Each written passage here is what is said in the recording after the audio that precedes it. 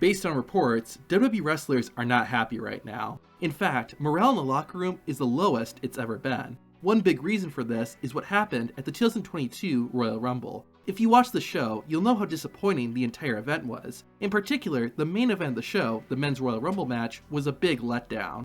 The wrestlers felt the same way as many fans did, but there's more. Apparently, it was chaos backstage, and the Men's Rumble in particular went through a lot of changes. It was so chaotic that some wrestlers entered the match, but didn't know who they were supposed to eliminate. One of the people who planned out the Royal Rumble match was Shane McMahon. A lot of wrestlers were not happy about how Shane booked the match, as he put himself in a prominent role, including being the second to last man eliminated. Wrestlers felt Shane was only looking out for himself and was taking the spotlight away from people who really needed it. It's reported that wrestlers did speak up about this, but it seems like they were ignored.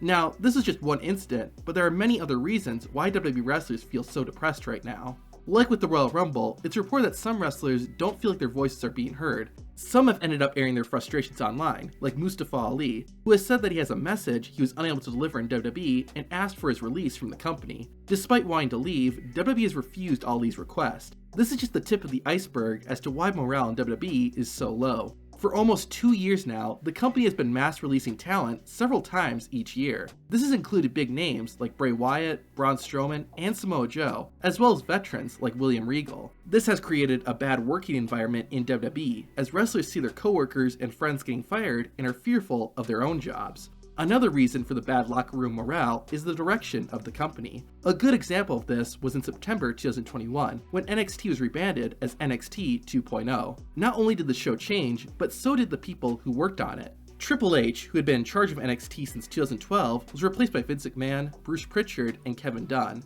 Following this, there were a ton of changes made to NXT, and with stunts like Braun Breaker literally destroying the old NXT logo, it's made a lot of people backstage upset.